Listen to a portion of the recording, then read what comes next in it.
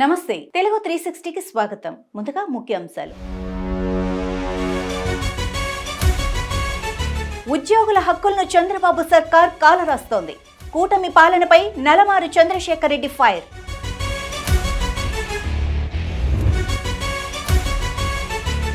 ఉపరాష్ట్రపతి ఎన్నికల్లో బీఆర్ఎస్ మద్దతు అవసరమే లేదు.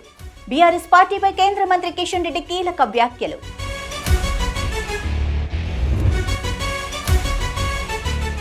వైఎస్ జగన్ ని తిట్టడం తప్ప రాష్ట్రానికి ఏం చేశారో చెప్పాలి. కూటమి ప్రభుత్వంపై బొత్స ప్రశ్నల వర్షం.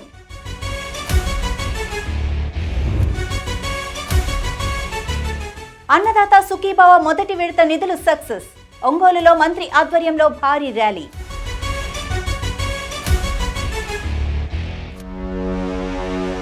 ఇక వివరాల్లోకి వెళ్తే, కూటమి ప్రభుత్వం ఏర్పడిన తర్వాత 14 నెలలకు నిర్వహించిన జాయింట్ స్టాఫ్ కౌన్సిల్ సమావేశంలో ఉద్యోగులు, పెన్షనర్లకు సంబంధించి ప్రభుత్వ వైఖరి తీవ్ర నిరాశను మిగిల్చిందని వైఎస్ఆర్సీపీ ఉద్యోగులు పెన్షనర్స్ వింగ్ అధ్యక్షుడు నలమారు చంద్రశేఖర్ రెడ్డి మండిపడ్డారు. తాడేపల్లిలోని ఆ పార్టీ కేంద్ర కార్యాలయంలో మీడియాతో మాట్లాడుతూ, సీఎస్ నేతృత్వంలో ఉద్యోగ, పెన్షనర్ల సంఘాల ప్రతినిధులతో జరిగిన ఈ సమావేశంలో ఏ ఒక్క అంశంపైన నిర్ణయం తీసుకోకుండా మొక్కుబడిగా ముగించడం ఉద్యోగ వర్గాల్లో తీవ్ర అసంతృప్తిని కలిగిస్తోందన్నారు. ఊరికే ఏదో టైంపాస్కి మీటింగ్ పెట్టారే కానీ సీఎస్ గారు ఏదో పిలవాలే కదా మీటింగ్ అనే రకంగా పెట్టారే తప్ప అనిపిస్తుంది. కానీ ఏ ఒక్కటి కూడా నిన్న డెసిషన్ తీసుకున్నటువంటి దాఖలాలు లేవని ఉద్యోగ సంఘాలంతా కూడా నిరుత్సాహంగా ఉన్నారు. వాళ్ళు అడుగుతా ఉన్నారు, ఈరోజు ఉద్యోగ సంఘాలంతా కూడా ఇమీడియట్గా పే రివిజన్ కమిషన్ని అపాయింట్ చేసి మధ్యంతర వృత్తిని 30% తగ్గకుండా ఇవ్వాలి అని చెప్పేసి, దాంతోపాటు ఎన్నికల సమయంలో మీరు ఇచ్చినటువంటి హామీ ప్రకారంగా ఉద్యోగులకు రావాల్సినటువంటి బకాయిలు, అదేం ప్రభుత్వం అదనంగా ఏమి ఇచ్చేది లేదు, వాళ్ళకి రావాల్సినటువంటి ఉద్యోగులకు రావాల్సినటువంటి సొమ్మే అది. అయితే అది కూడా అయోమయంలో ఉంది. చాలామంది అంటున్నారు ఈ రోజున, కొంతమంది 20,000 కోట్లు అంటారు, కొంతమంది 25,000 కోట్ల పైగా అంటున్నారు, కొంతమంది నిన్న 33,000 కోట్లు అంటున్నారు, కొంతమంది 30,000 కోట్లు అంటున్నారు. ఎంత ఉంది అనేది కూడా ఉద్యోగులు అయోమయంగా ఉన్నారు ఈ రోజున.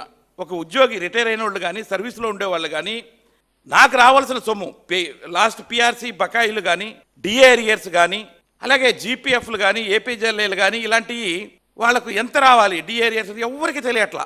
నిన్న అందుకే కొంతమంది ఉద్యోగ సంఘ నాయకులు అడిగారు, అయ్యా మాకు ఒకటి మంత్లీ పే స్లిప్ ఇస్తారు కదా, ఆ పే స్లిప్లో మీరు మెన్షన్ చేయండి ఏ ఉద్యోగికి ఎంత వస్తుందో, డిఏ అరియర్స్ ఇంత రావాలి, ఇంత రావాలి, ఇది పిఆర్సీ అరియర్స్ ఇంత వస్తుంటే అప్పుడైనా ఉద్యోగి ఒక నమ్మకం ఉంటుంది, అబ్బా ఇదిగో ఈ ₹1,00,000 నాకు వస్తుంది, ఎప్పుడో ఒకప్పుడు వస్తుంది అనేటువంటి నమ్మకం. మీరు ఎంతనో చెప్పరు. దాంతోపాటు లేటెస్ట్గా డిఏస్ 4 డిఏలు ఈ రోజున రాష్ట్ర ప్రభుత్వం ఉద్యోగస్తులకి బాకీ ఉంది. గవర్నమెంట్ ఆఫ్ ఇండియా ఇచ్చిన తర్వాత ఇక్కడ రాష్ట్ర ప్రభుత్వం కూడా ఆ డిఏలను ఇవ్వాలి. ప్రతి 6 నెలలకు కేంద్ర ప్రభుత్వం డిఏలను ప్రకటిస్తుంది. అదే ప్రకారంగా రాష్ట్ర ప్రభుత్వం కూడా ప్రతి 6 నెలలకి సంవత్సరానికి 2 లెక్కన ఇవ్వాల్సినటువంటి బాధ్యత రాష్ట్ర ప్రభుత్వం మీద ఉంది. అయితే లాస్ట్ ఇయర్లో జనవరి 1వ తారీఖున, జూలై 1వ తారీఖున, లాస్ట్ ఇయర్ 2, ఈ ఇయర్కు సంబంధించి జనవరి 1వ తారీఖున, జూలై 1వ తారీఖున 4 డిఏలు ప్రకటించాలి. దాని మాట ఎత్తలేదు నిన్న సీఎస్ గారు కూడా. అసలు సీఎస్ గారు meeting, joint staff council meeting ఎందుకు పెట్టినట్టు? ఉపరాష్ట్రపతి ఎన్నికల్లో బీఆర్ఎస్ మద్దతు బీజేపీకి అవసరం లేదని కేంద్ర మంత్రి కిషన్ రెడ్డి అన్నారు. బీఆర్ఎస్ మద్దతు బీజేపీకి ఇవ్వాలని తాము అడగలేదన్నారు. అదే సమయంలో పార్లమెంటులో కేంద్రం తెచ్చిన 3 బిల్లుల విషయంలో ఇండియా కూటమి వ్యవహరించిన తీరుపై ఆగ్రహం వ్యక్తం చేశారు. ఈ బిల్లులకు కాంగ్రెస్ ఎందుకు భయపడుతోందో ప్రశ్నించారు. కొందరు నాయకులు బీఆర్ అంబేద్కర్ రాసిన రాజ్యాంగాన్ని ఉల్లంఘిస్తున్నారని, దీంతో కేంద్ర ప్రభుత్వం నైతిక విలువలను కాపాడేందుకు రాజ్యాంగ సవరణ తీసుకువస్తోందన్నారు. ఎవరు అవునన్నా కాదన్నా ప్రభుత్వాలను నడిపేది రాజకీయ నాయకులే, రాజకీయ పార్టీలే. ప్రజల నుంచి ఎన్నికై వాళ్ళే ఈరోజు రాజ్యసభలో, లోక్సభలో, అసెంబ్లీలో, కౌన్సిల్లో వస్తారు. వాళ్ళే చట్టాలు చేస్తారు. కాబట్టి వాళ్లకు నైతిక విలువలు అవసరం. వాళ్ళకు అంబేద్కర్ రాజ్యాంగ స్ఫూర్తితో వ్యవహరించాల్సిన బాధ్యత రాజకీయ పార్టీల మీద, రాజకీయ నాయకుల మీద ఉన్నది. అందుకే ఈరోజు నరేంద్ర మోడీ గారి ప్రభుత్వము ఇదొక నిర్మాణాత్మకమైనటువంటి సవరణ తీసుకురావడం జరిగింది. ఇన్నేళ్ల పాటు దోచుకున్నటువంటి కొంతమంది రాజకీయ నాయకులకు ఈ రకమైనటువంటి చట్టము బాధ కలిగించవచ్చు. మనం అర్థం చేసుకోవాల్సిన అవసరం ఉంది. ఈరోజు మనం చూస్తా ఉన్నాం, దొంగ ఓట్లతో, రోహింగ్యాల ఓట్లతో అధికారంలో రావాలని తాహతా పడుతున్నటువంటి కొంతమంది రాజకీయ నాయకులకు ఈ రకమైనటువంటి చట్టాలు మరి వాళ్ళకు మంచిగా అనిపించదు. దేశానికి ఉపయోగపడేటువంటి ఈ రకమైనటువంటి చట్టాలను వ్యతిరేకిస్తారు. అర్థం చేసుకోవచ్చు. ప్రజల ముందు పార్టీలు పార్టీ నాయకులు వాళ్ళ ప్రభుత్వ అధినేతలు ఏ రకంగా వ్యవహరించాలో ఈ చట్టము జేపీసీ ముందు ఒక అగ్ని పరీక్షగా ప్రజల ముందు ఉంటుంది. ఏ పార్టీ గురువింద గింజ సామెతలాగా మాట్లాడుతుందో రానున్న రోజుల్లో దేశ ప్రజలు ఈ చట్టం ద్వారా మరి అర్థం చేసుకుంటారనే విషయాన్ని నేను మనవి చేస్తా ఉన్నాను. ఈరోజు కాంగ్రెస్ పార్టీకి బాధ ఎందుకు అర్థం కాదు. కాంగ్రెస్ పార్టీ అన్ని రాష్ట్రాల్లో ఒక్కొక్క రాష్ట్రం ఓడిపోయింది. ఉన్నటువంటి 3 రాష్ట్రాల్లో కూడా ఎప్పుడు ఎలక్షన్ జరిగినా భయంకరమైనటువంటి ఓటమి ఈ 3 రాష్ట్రాల్లో కాంగ్రెస్ పార్టీ భరించనున్నది. 3 రాష్ట్రాల్లో ఏ ఒక్క రాష్ట్రం గెలిచే పరిస్థితి లేదు కాంగ్రెస్ పార్టీ. దానికి ఎందుకు బాధ అని అడుగుతా ఉన్నాను. ఎవరైనా నిజాయితీగా పాలన చేస్తే జైలుకి వెళ్లాల్సిన అవసరం లేదు.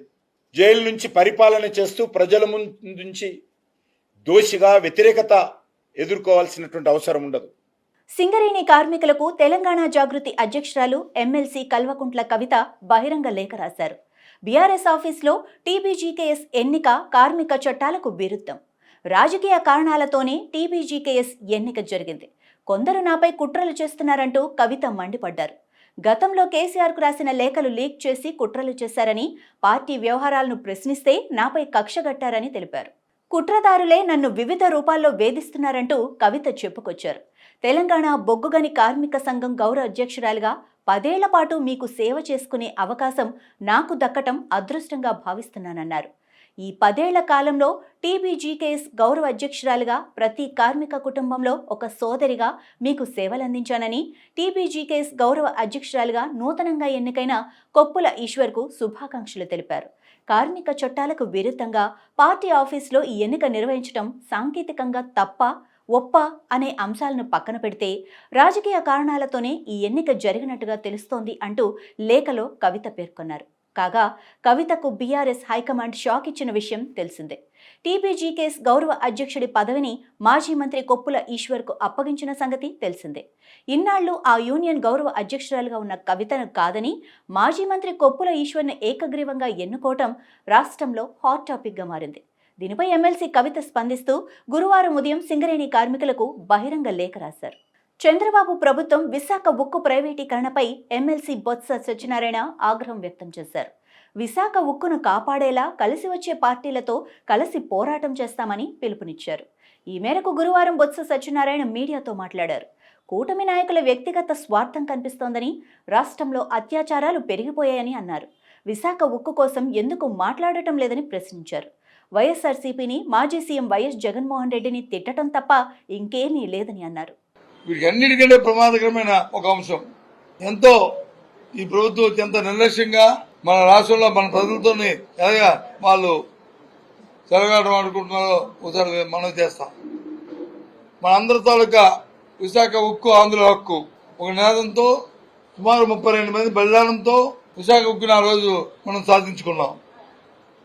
అలాంటి ఉక్కు ఫ్యాక్టరీని ఇవాళ ప్రైవేటైజేషన్ చేయడానికి ఈ కూటమి ప్రభుత్వం మీదనున్న కేంద్ర ప్రభుత్వం ఎన్డీఏ ప్రభుత్వం ప్రయత్నిస్తుంటే నిమ్మకం ఎత్తినట్టు ఉన్నది ఈ ప్రభుత్వం.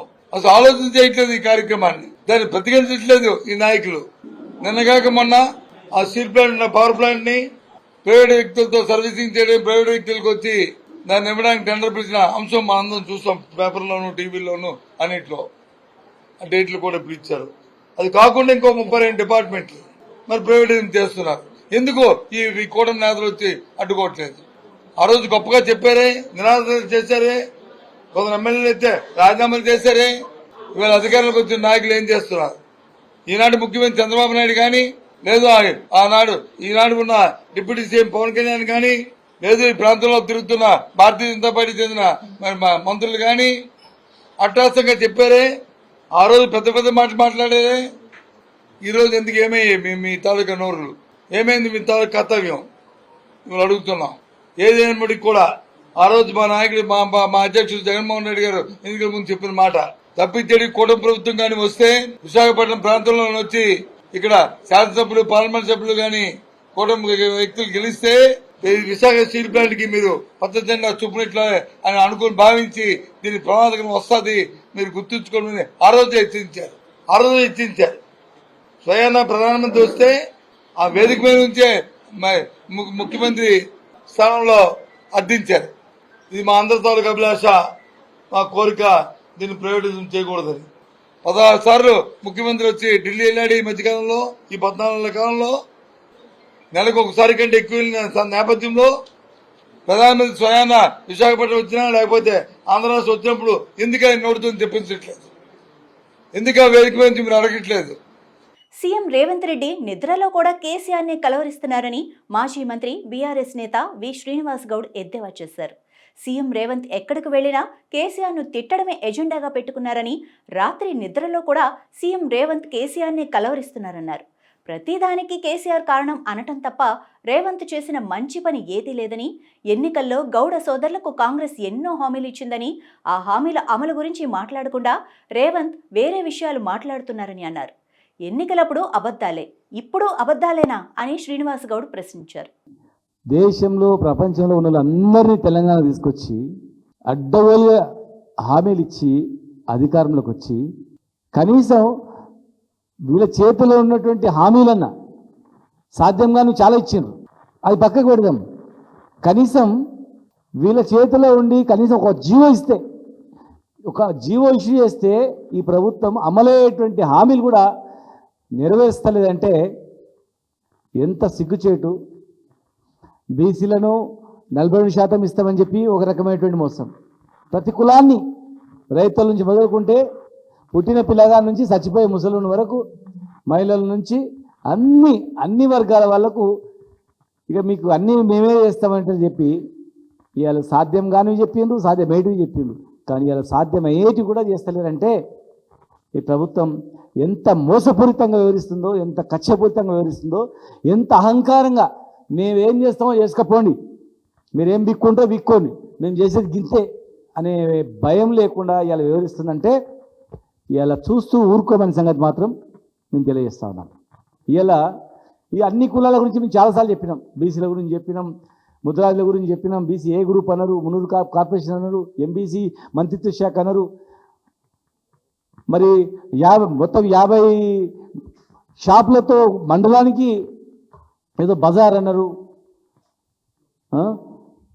బడుగు బలహీన వర్గాల వాళ్ళకి అన్ని కుల వృత్తులకు అన్ని రకాల ఇచ్చిర్రు. కానీ ఇలా ఏది అమలు కాలేదు. ఈరోజు గౌడనులకు ముఖ్యంగా మీరు చూడండి, ఏ కుల వృత్తిలో కూడా చచ్చిపోరు, వృత్తి చేసుకుని చచ్చిపోరు. ఈ 2 సంవత్సరాల్లోనే దాదాపు ఒక 200 పైన, ఎంత ఉందో నెంబర్ ఎంత, 200, 300 పైన, 300 మంది పైన చనిపోయారంటే, ఇంత ప్రమాదమైన వృత్తి బతుకుతున్నటువంటి వాళ్ళకి ఇచ్చిన హామీలు కూడా నెరవేర్చలేరంటే, చనిపోయినటువంటి కార్మికులకు ఇచ్చే బకాయి ఇవ్వలేదు ఇప్పటివరకు. దాదాపు 12 కోట్ల బకాయి ఉంది. ఎక్స్గ్రేషియా చనిపోతే, ప్రమాదవశాత్తు చనిపోతే 5 లక్షలు, ప్రతి మరణానికి ఒక 5 లక్షలు. 50,000 ఉండేది, మేము 5 లక్షలు చేసినాం. వీళ్ళు 10 లక్షలు చేస్తామన్నారు. 10 లక్షలు చేస్తామన్నా 10 లక్షలు చేయలేదు, ఉన్న 5 లక్షలు కూడా ఇవ్వలేదు. 12 కోట్ల రూపాయలు బాకీ ఉందంటే ఎంతమంది చనిపోయాడో లెక్కేసుకొని. అన్నదాత సుఖీభవ మొదటి విడత నిధులు విడుదలైన సందర్భంగా ఒంగోలు టీడీపీ ఎమ్మెల్యే దామచర్ల జనార్దన్ రావు ఆధ్వర్యంలో పెద్ద ఎత్తున వందలాది ట్రాక్టర్లతో రైతులు ర్యాలీ నిర్వహించారు. కొప్పల్ నుండి కొత్తపట్నం వరకు ర్యాలీ నిర్వహిస్తూ పార్టీ శ్రేణులు సంబరాలు జరుపుకున్నారు. కూటమి ప్రభుత్వం అమలు చేస్తున్న అన్నదాత సుఖీభవ పథకం అమలుపై రైతులతో మా ప్రతినిధి శ్రీనివాస్ ఫేస్ టు ఫేస్.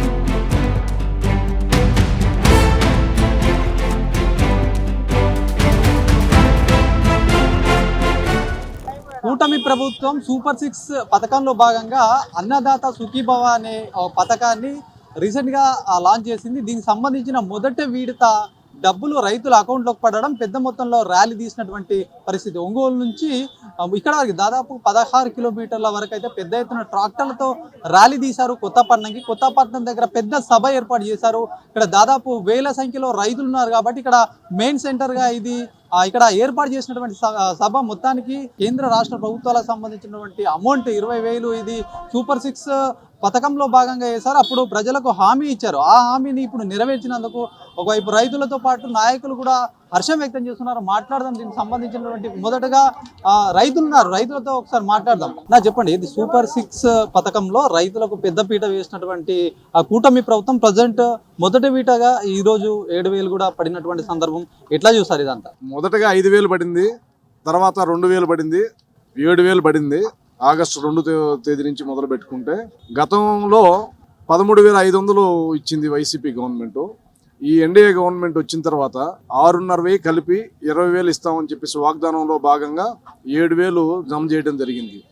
మా కొత్తపట్నం మండలంలో దాదాపు 90% రైతులు చాలా సంతోషంగా ఈ రోజున కార్యక్రమాన్ని ఏర్పాటు చేసేసుకుంటే పెద్ద ఎత్తున పొలాల్లో ఎన్ని పనులున్నా కూడా వాటిని అన్నింటినీ మానుకొని సంఘీభావం తెలియజేయడానికి వచ్చాం.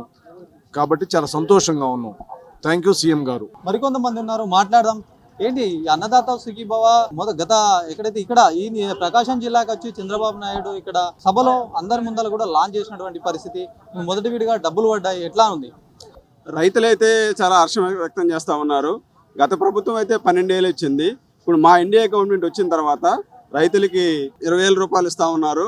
రైతులు చాలా హర్షతో బాగా మంచి సంతోషంగా ఉన్నారు. అలాగే డ్రోన్లు ఏర్పాటు చేశారు.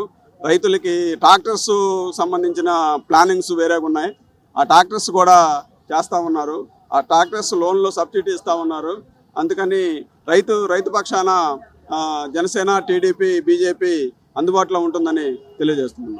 కూటమి ప్రభుత్వం మీద అభిప్రాయం ఏంటి? ఇప్పుడు మొదటి విడతగా పడ్డాయి, మరి సెకండ్, థర్డ్ విడతలు మొత్తం 3 విడతలుగా వేస్తామంటున్నారు. మరి వేస్తామన్న భరోసా మీకుందా? అవును, ఖచ్చితంగా వస్తున్నాయి సార్. ఖచ్చితంగా 3 విడతలుగా వేస్తారు. ఇప్పుడు ఒక విడత వేస్తారు కదా, 2 విడతలు కంపల్సరీగా వేస్తారు. గతంలో ఇట్లా ఉండేది పథకం సంబంధించి, గతంలో కూడా ఇచ్చేవాళ్ళు, మరి ఇప్పుడు కూడా అంటే పెంచియడం వల్ల మీకు ఇంకా బెనిఫిట్ అంటారా, లేకపోతే అప్పుడు గవర్నమెంట్ పరిపాలన ఎట్లా ఉండే? పరిపాలన మంచిగానే ఉంది. గతంలో ఎట్లా ఉంది? గతం అంటే కేంద్రంతో సంబంధం లేకుండా ఇస్తామన్నారు కదా రైతు భరోసా. కేంద్రంతో కలిపి 12,000 వేశారు. ఇప్పుడు కేంద్రంతో కలిపి మొత్తం కలిపి 20,000 వేస్తున్నారు. కాబట్టి రైతులు హర్షవంతంగా బ్రహ్మాండంగానే ఉంది, ఇబ్బంది ఏం లేదు. ఒకవైపు పంటలు కూడా స్టార్ట్ చేశారు, మీకు ఎరువుల కొరత కానీ, ఒకవైపు ఎరువుల కొరత సృష్టిస్తున్నారు, ఎరువుల కొరత ఉందని చెప్తున్నారు. మీకు రైతులకు మీకు ఎట్లా అట్లాంటి ఏమన్నా ఉందా? రైతు వారీగా ఎరువులు కొరత ఏం లేదు సార్, అంత మంచిగానే అందుతూ ఉంది. సబ్సిడీ రూపంలో కూడా రైతు వారీగా ఎరువులు వస్తూ ఉన్నాయి, ఇబ్బంది ఏం లేదు. వేరుశనగ విత్తనాలు కూడా రైతు భరోసా కేంద్రాల్లో దొరుకుతూ ఉన్నాయి. వాటి వల్ల పెద్ద ప్రాబ్లం ఏం లేదు. రైతులకైతే మంచిగానే జరుగుతూ ఉంది ప్రభుత్వం ద్వారా. ఏపీలో స్త్రీ శక్తి పథకం ద్వారా ఉచిత బస్సులు విజయవంతంగా నడుస్తున్నాయని మంత్రి రాంప్రసాద్ రెడ్డి హర్షం వ్యక్తం చేశారు. బస్సుల్లో ప్రయాణించే మహిళల భద్రతపై ప్రత్యేక చర్యలు తీసుకుంటున్నామని చెప్పారు. రాష్ట్ర అభివృద్ధిలో భాగంగానే లూలు మాల్కు ఆర్టీసీ స్థలాన్ని కేటాయించడం జరిగిందని చెప్పారు. ఫ్రీ బస్సు పథకం వల్ల ఆర్టీసీ మరింత బలోపేతమవుతుందని ఆకాంక్షిస్తున్న మంత్రితో మా ప్రతినిధి నాని ఫేస్ టు ఫేస్. ఆంధ్రప్రదేశ్లో అయితే స్త్రీశక్తి పథకం కింద ఆర్టీసీ ఉచిత బస్సు ప్రయాణం అయితే విజయవంతంగా కొనసాగుతుంది. దీనికి సంబంధించిన మరిన్ని అంశాలు మనతో మాట్లాడేందుకు సంబంధిత శాఖ మంత్రి రాంప్రసాద్ రెడ్డి గారు మనతో ఉన్నారు. వారితో మాట్లాడదాం. సార్ నమస్తే. సార్ ఎట్లా కొనసాగుతుంది ఉచిత బస్సు పథకం ఆంధ్రప్రదేశ్లో? ముఖ్యంగా సూపర్ 6లో భాగమైన ఈ పథకాన్ని ఈ రాష్ట్రంలో ఆగస్టు 15వ తారీఖున ఇంప్లిమెంట్ చేయడం జరిగింది. ఇప్పటికీ 5 రోజులు అయింది. మా ప్రభుత్వం ఏర్పాటైన తర్వాత సూపర్ 6లో ఒక్కొక్కటి హామీలు నెరవేరుస్తూ వచ్చాం. ఈరోజు ఎప్పుడెప్పుడు అని వేచి చూసిన రోజు వచ్చింది. ఫ్రీ బస్సు కూడా ఇచ్చేసాం. ముఖ్యంగా రాష్ట్రంలో అర్ధం జనాభా ఉన్న మహిళలందరికీ ఈ పథకం వర్తిస్తుంది. ఒక కుటుంబంలో ఆ రోజు నేను సైతం అంటూ దీపం పథకాన్ని చంద్రబాబు నాయుడు గారు తీసుకొని వస్తే ఆ పథకాన్ని సద్వినియోగం చేసుకున్న ఘనత రాష్ట్ర మహిళలకు దక్కింది ఆ రోజు. ఈరోజు రాష్ట్రంలో ఉన్న మహిళలు ఆనందించదగ్గ విషయం ఇది. ఎందుకంటే ఒక అన్నగా, ఒక తండ్రిగా, సహోదరుడిగా అర్ధ జనాభాకి అవకాశం కల్పించడం ఈ ప్రభుత్వానికే చెల్లింది. ఈ కార్యక్రమం విజయవంతంగా రాష్ట్రంలో ప్రజలు వినియోగించుకుంటున్నారు. ప్రతి ఒక్క కుటుంబంలో, ప్రతి ఒక్క ఇంట్లో స్త్రీమూర్తులకు ఒక వరములాగా సంక్రమించే ఈ పథకానికి వాళ్ళ యొక్క ఆశీర్వాదాలు ఉన్నాయి. మా ప్రభుత్వం కూడా ఇది ఒక భారం కాదు, ఒక బాధ్యత అని తెలియజేస్తూ ఈ కార్యక్రమాన్ని ముందుకు తీసుకొని పోతాం. అంటే టికెట్స్ తీసుకున్న ప్రయాణికులు కూడా ఉంటారు. ఈ సీట్ ఆక్యుపెన్సీ విషయంలో వివాదాలు జరుగుతున్నది మనం గతం నుంచి చూస్తున్నాం ఇతర రాష్ట్రాల్లో. అటువంటి సమస్యను పరిష్కరించడానికి ఏ విధంగా ముందుకెళ్తున్నారు? ముఖ్యంగా మేము ఒకటే చెప్తామండి, ఏపీఎస్ఆర్టీసీలో మూల భాగం ఏవైతే సెగ్మెంట్లు ఉన్నాయో ఆ సెగ్మెంట్లకు సంబంధించిన అన్ని బస్సుల్లో ఈరోజు ఫ్రీ సౌకర్యం కల్పిస్తున్నాం. సుమారు 11,000 బస్సులు ఏపీఎస్ఆర్టీసీలో ఉంటే 8,500 బస్సులకు ఇచ్చాం. ఏపీఎస్ఆర్టీసీ దగ్గర రాష్ట్రంలో ప్రయాణికుల యొక్క సెన్సెస్ ఉంటుంది, దానికి అనుగుణంగానే బస్సులు ఏర్పాటు కూడా చేస్తాం. ఆషామాషి విషయం కాదు ఒక పథకాన్ని ప్రజల తల మీద రుద్దడం. ఈరోజు చిత్తశుద్ధితో ఒక పథకాన్ని ముఖ్యమంత్రి గారు ఇంప్లిమెంట్ చేస్తున్నారంటే దానికి ఎంతో హోంవర్క్ ఉంటుంది. కాబట్టి ఎక్కడ వరిగింజంత సమస్య లేకుండా, ఎక్కడ డైవర్షన్స్ లేకుండా, ప్రతిపక్షాల యొక్క మాటలను అంటే వాళ్ళ యొక్క సద్విమర్శలను కూడా తీసుకుంటాము. అలాగే పాత్రికేయులు మీడియా మిత్రుల యొక్క ఏదైతే సలహాలు కూడా తీసుకుంటామంటే ఇంత చిత్తశుద్ధిగా ఈ పథకాన్ని ఇంప్లిమెంట్ చేయాలన్న దృఢ సంకల్పంతోనే మేము ఉన్నాం. కాబట్టి ఎక్కడ 0.00% కూడా ఎక్కడ ఆటుపోట్లు కానీ విమర్శలు కానీ లేకుండా ఈ పథకం ముందుకెళ్తుంది. బస్సుల్లో మహిళల భద్రత విషయం ఏ విధంగా చర్యలు తీసుకుంటారు? నేను ముందే చెప్పడం జరిగిందండి. ఈరోజు మహిళలకు ఫ్రీ సర్వీస్ ఇస్తామన్నప్పుడే బస్సుల్లో ఏ విధమైన సెక్యూరిటీ సిస్టమ్ ఏర్పాటు చేయాలో, బాడీ ఓన్డ్ కెమెరాస్ కండక్టర్లకు అయితేనేం, బస్సులో ఇంటర్నల్ సీసీ కెమెరాస్ అయితేనేం, బస్సులు నిలిపే ప్రాంగణాలు ఏవైతే బస్ స్టాండ్లు బస్ స్టాపుల్లో సీసీ కెమెరాల ఏర్పాటు విషయంలో కూడా కూలంకషంగా చర్చలు జరుగుతూ ఉన్నాయి. వచ్చే 2-3 నెలల్లోనే అవి కూడా పరిష్కారం అయ్యి ఇది ఒక సంచలనంగా సూపర్ హిట్ పథకంగా ఈ రాష్ట్రంలో చెల్లుబాటు అవుతుంది. అంటే ఈ బస్సులు కొత్తవి తీసుకుంటామని చంద్రబాబు గారు గతంలో చెప్పుకున్నారు. ఎన్ని బస్సులు తీసుకునే అవకాశం ఉంటుంది? అన్ని ఏసీ బస్సులు తీసుకుంటామంటున్నారు. ఏపీఎస్ఆర్టీసీకి రాబోయే కాలంలో మంచి రోజులు ఉన్నాయి. ఎందుకంటే ఏపీఎస్ఆర్టీసీ మనుగడ సాధించాలంటే దాంట్లో ఫస్ట్ పాయింట్ బస్సులు కొనుగోలు జరగాల. గత 5 సంవత్సరాల్లో ఒక బస్సు కొన్న పాపాన్ని పోలేదు. మా ప్రభుత్వం వచ్చిన తర్వాత, నేను మంత్రి అయిన తర్వాతే 1400 బస్సులు తీసుకొని వచ్చాం. ఈరోజు కూడా ముక్త కంఠంతో చెప్తున్నాం, వచ్చే 2 సంవత్సరాల్లో 2500 ఆర్టీసీలో ఎలక్ట్రికల్ బస్సులు వస్తున్నాయి. ఇవి కాకుండా ప్రయాణికుని యొక్క దృష్టిలో పెట్టుకొని, ప్రయాణాల దృష్టిలో, రూట్స్ దృష్టిలో పెట్టుకొని కూడా కొత్త బస్సులు కూడా ఏపీఎస్ఆర్టీసీలో తీసుకోవడం జరుగుతుంది. ఆర్టీసీ బలహీనపడుతుందా బలపడుతుందా ఈ ఫ్రీ బస్సుల వల్ల? ఎప్పుడైనా ఒకటే చెప్తున్నానండి, చాలా అపోహలను తీర్చేదానికే నేను ఇప్పుడు చెప్తున్నా. ఏపీఎస్ఆర్టీసీలో ఉచిత ప్రయాణం అనేది కల్పిస్తూ ఉండేది రాష్ట్ర ప్రభుత్వము, ఈ భారం భరిస్తూ ఉండేది రాష్ట్ర ప్రభుత్వము.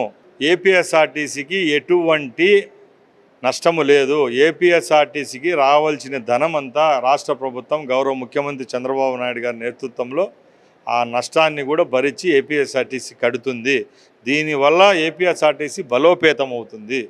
ఇది ప్రతిపక్షాలు తెలియని వాళ్ళు మాట్లాడే మాటలే తప్పక ఎటువంటి సమస్య లేకుండా ఏపీఎస్ఆర్టీసీ మనుగడైతే ముందుకుంటుంది. చివరిగా సార్, ఏదైతే నగరం నడిబొడ్డునున్నటువంటి ఆర్టీసీ స్థలాన్ని విజయవాడలో లూలు మాల్ కేటాయిస్తున్నామని చెప్పనే దాని మీద పెద్ద ఎత్తున రగడ జరుగుతుంది. దాని మీద ఎలా స్పందిస్తారు?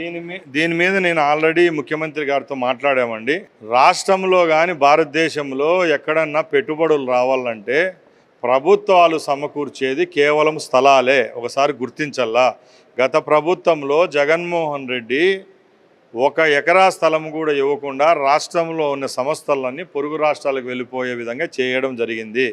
ఈరోజు కూడా ఏపీఎస్ఆర్టీసీ స్థలం అనుకోండి, టూరిజం స్థలం అనుకోండి, ఇంకా వివిధ డిపార్ట్మెంట్లకు చెందిన స్థలాలు ప్రభుత్వ స్థలాలే. ఈ స్థలాలన్నీ కూడా ప్రజలకు సంబంధించినవే. ఏపీఎస్ఆర్టీసీ స్థలంలో లూలు మాల్ ఏర్పాటు చేసినా, ఇంకా ఏదైనా కమర్షియల్ కాంప్లెక్స్ ఏర్పాటు చేసినా అక్కడ వచ్చే లాభాల్లో, అక్కడ వచ్చే ఏమంటే ఉత్పత్తిలో ఏపీఎస్ఆర్టీసీకి భాగం ఉంటుంది. ఏపీఎస్ఆర్టీసీ మనుగడకు పనికొస్తుంది. ఈరోజు ఏవైతే క్యాంటీన్లు అనుకోండి, షోరూమ్లు అనుకోండి, మాల్స్ మిగతా స్థలాల్లో ఎలా ఏర్పాటు చేస్తున్నామో అదేవిధంగా అక్కడ ఏర్పాటు చేయడం తప్పక ఏ విధమైన అపోహలు అయితే దాని మీద మాకు లేవు, ఉండబోవు. ఇవి ఇప్పటివరకున్న అప్డేట్స్. మరిన్ని అప్డేట్స్తో మళ్ళీ కలుద్దాం. అంతవరకు చూస్తూనే ఉండండి అభినవ్ భారత్.